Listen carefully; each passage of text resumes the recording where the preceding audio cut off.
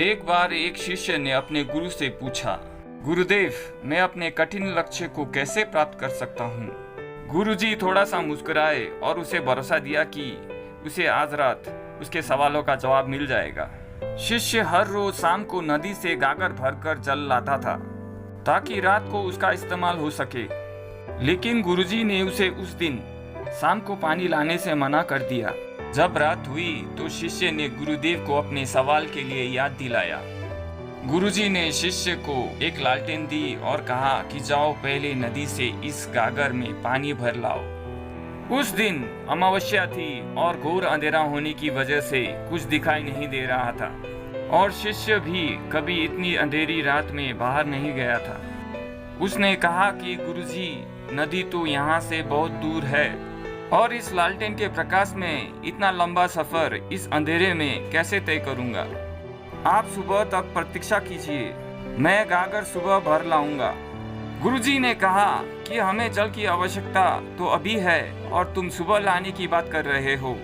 जाओ और गागर को भर कर लाओ। शिष्य बोला, गुरुजी, इस अंधेरे में जाना संभव नहीं है। गुरुजी ने कहा कि अरे मूर्ख, अंधेरा क्या देखता है, रोशनी को देख और आगे बढ़। रोशनी तेरे हाथों में है और तू अंधेरे से डर रहा है। गुरुजी के ऐसे वचन सुनकर शिष्य आगे बढ़ गया। बस फिर क्या था, शिष्य लालटेन लेकर आगे बढ़ता रहा और नदी तक पहुंच गया और गागर भर कर लौट आया।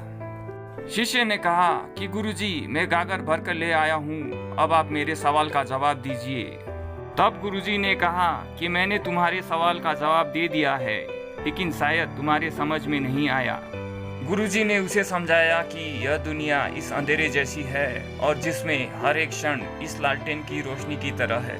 अगर हम हर एक क्षण को अच्छे से इस्तेमाल करेंगे और आगे बढ़ेंगे तो अपने मंजिल तक पहुंच जाएंगे, किंतु यदि भविष्य के अंधकार को देखते रहेंगे तो कोशिश करने से पहले ही हम विफल हो जाएंगे।